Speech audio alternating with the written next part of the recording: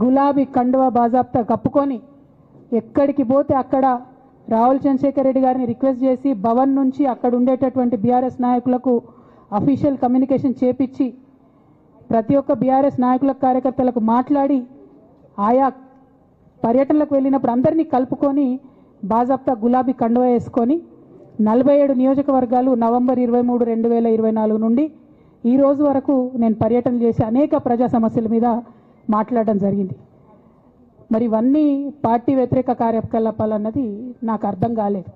ఎట్లా వ్యతిరేక కార్యకలాపాలు అవుతాయన్నది కూడా ఒకసారి పార్టీ పెద్దలు పునరాలోచించుకోవాలని చెప్పి నేను రిక్వెస్ట్ చేస్తూ ఉన్నాను. అదేవిధంగా మరి బీసీల కోసం నేను పోరాటం చేస్తుంటే అట్లెట్లా మాట్లాడుతుంది, ఇట్లెట్లా మాట్లాడుతుంది, పార్టీకి వ్యతిరేకంగా మాట్లాడుతుంది. అరే నేను కాంగ్రెస్ పెద్దల మీద ఒత్తిడి తీసుకొస్తుంటే బీసీలకు 42% అమలు చేయాలంటే ఏది పడితే అది చిల్వల్ పల్వల్గా నా మీద రాపించడం, ప్రచారం చేయడం, చాలా దారుణమైనటువంటి పనులు పార్టీలో ఉన్నటువంటి కొందరు పని కట్టుకొని కత్తి కట్టుకొని నా మీద చేయడం జరిగింది. అట్లానే నేను ఒక మాట ఏమన్నా, సామాజిక తెలంగాణ సాధన కోసం నేను కట్టుబడి ఉన్నా అన్న. దానిలో తప్పేముంది? అసలు నాకు జన్మనిచ్చినటువంటి నా తండ్రి, ఈ ప్రాణాన్ని భిక్షగా ఇచ్చినటువంటి నా తండ్రి, ఆయన చిటికెన వేలు పట్టుకొని నేను ఓనమాలు నేర్చుకున్న ఉద్యమాలు ఎట్లా చేయాలని, ఆయన చిటికెల వేలు పట్టుకొని ప్రజలంటే ఏంది, ప్రజా సమస్యలు అంటే ఏంది, ఎందుకోసం దాని మీద గలమెత్తాలని చెప్పి నేను నేర్చుకున్నా. ఆ నాయకుడి స్ఫూర్తిగానే నేను సామాజిక తెలంగాణ మాట్లాడినా. భారతదేశం మొత్తంలో ఇన్ని రాష్ట్రాల్లో ముఖ్యమంత్రులు అయితే 75 ఏళ్ళ స్వతంత్ర భారతదేశం, 79 ఏళ్ళు స్వతంత్ర భారతదేశంలో దళితులకి 3 ఎకరాల భూమి ఇస్తా అని చెప్పినటువంటి ఏకైక గొప్ప నాయకుడు కేసీఆర్ గారు. ఆయన దగ్గర నుంచే కదా నేను సామాజిక తెలంగాణ ఎజెండా నేర్చుకున్నది. బీసీలకు ఎవరు వృత్తి పనిదారులు ఉంటే వాళ్ళకి చేయూతనిస్తా అని చెప్పినటువంటి ఏకైక ముఖ్యమంత్రి కేసీఆర్ గారు. చెప్పినట్టుగా డబ్బులు ఇచ్చిండు కూడా, ప్రతి కులాన్ని కాపాడుకునే ప్రయత్నం చేసిండు. అది కాదా సామాజిక తెలంగాణ? నేను మే 1 నాడు లేబర్ డే రోజు మాట్లాడితే దాన్ని చిల్వల్ పలువలు చేసి సామాజిక తెలంగాణ పేరుతోని కవిత పార్టీ పెడుతుందని చెప్పి నేను నిన్న చెప్పిన 2 పేర్లు పని కట్టుకొని నా మీద దుష్ప్రచారం చేసిండ్రు. నేనేమైనా తప్పు మాట్లాడినా? బీఆర్ఎస్ పార్టీ వ్యతిరేకమా సామాజిక తెలంగాణ నినాదానికి? బీఆర్ఎస్ పార్టీకి సామాజిక తెలంగాణ అవసరం లేదా? భౌగోళిక తెలంగాణ వస్తే సరిపోతుందా? బంగారు తెలంగాణ కావాలని కేసీఆర్ గారు ఇచ్చిన నినాదమే కదా. బంగారు తెలంగాణ అంటే ఏంది? హరీష్ రావు ఇంట్లో బంగారం ఉంటే, సంతోష్ రావు ఇంట్లో బంగారం ఉంటే బంగారు తెలంగాణ అవుతుందా? కాదు కదా. ప్రతి ఒక్క సమాజం బాగుంటేనే బంగారు తెలంగాణ అవుతుంది. నేను అదే కదా మాట్లాడినా.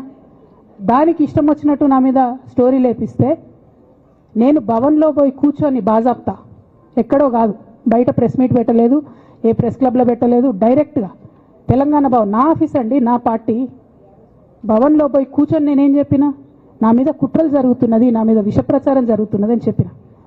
నేను రామన్నను బుజ్జగించి గడ్డం పట్టుకొని అడుగుతా ఉన్నా, అన్న నీ చెల్లెని, ఒక మహిళా ఎమ్మెల్సీని మన పార్టీ ఆఫీస్లో కూర్చొని నా మీద కుట్రలు జరుగుతున్నాయని నేనంటే మీరు వర్కింగ్ ప్రెసిడెంట్గా ఉన్నారన్నా, ఫోన్ చేయరా అన్న నాకు? ఏమైంది బేటా, ఎందుకు బాధపడుతున్నావు అని ఫోన్ చేయరా? ఇది ఎప్పుడు జరిగిన ఇన్సిడెంటు? లేక లీక్ కాకముందు, నేను నా కొడుకు గ్రాడ్యుయేషన్కి అమెరికా పోకముందు, అంతకుముందే. మరి మీరు వర్కింగ్ ప్రెసిడెంట్ కదన్నా, నేను పార్టీ ఎమ్మెల్సీని కదా. చెల్లెలు అన్న బంధుత్వాలు పక్కన పెడదాం ఒక్క నిమిషం.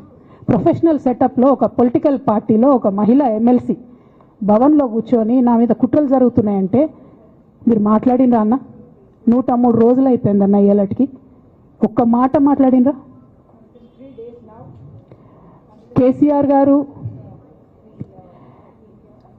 దగ్గర నుంచి కమ్యూనికేషన్ రావాలని నేను ఎక్స్పెక్ట్ చేయలే. వారు పెద్దవారు, వారికి అనేకమైన పనులు ఉంటాయి. మొత్తం పార్టీని ఇప్పుడు పునర్నిర్మించుకోవాల్సిన అవసరం ఉంది. తెలంగాణకు జరుగుతున్నటువంటి అన్యాయాన్ని వారు ఎప్పటికప్పుడు దిశానిర్దేశం చేయాల్సిన అవసరం ఉంది. కానీ వర్కింగ్ ప్రెసిడెంట్ గారి దగ్గర నుంచి ఫోన్ రాకపోవడం మాత్రం ఒక మాట అనిపించింది నాకు. నేను కేసీఆర్ గారి బిడ్డను, నేను కూర్చొని ప్రెస్ మీట్ పెడితేనే రెస్పాన్స్ రాలేదంటే మరి ఇంకో మామూలు మహిళా కార్యకర్తకు బీఆర్ఎస్ పార్టీలో మన అన్యాయం జరిగితే రెస్పాన్స్ వస్తుందా? నాకైతే అనిపించలేదు. వస్తుందేమో నాకు తెలియదు. కానీ నేను ఒక మాటకు నాకు సంతోషం అనిపించింది. నాకు నోటీస్ రాగానే అక్కడ మహిళా ఎమ్మెల్సీలు కూర్చొని, మహిళలందరినీ కూర్చొని, ఫస్ట్ టైం అనుకుంటా భవన్లో 5 మహిళలు కూర్చొని ఇండిపెండెంట్గా ప్రెస్ మీట్ మాట్లాడింది. చాలా సంతోషం. ఇటువంటి అంతర్గత ప్రజాస్వామ్యం రావాలనే నేను కోరుకున్నా. మహిళలకు, ఎస్సీలకు, ఎస్టీలకు, బహుజనులకు కోటరీల అడ్డంకులు లేకుండా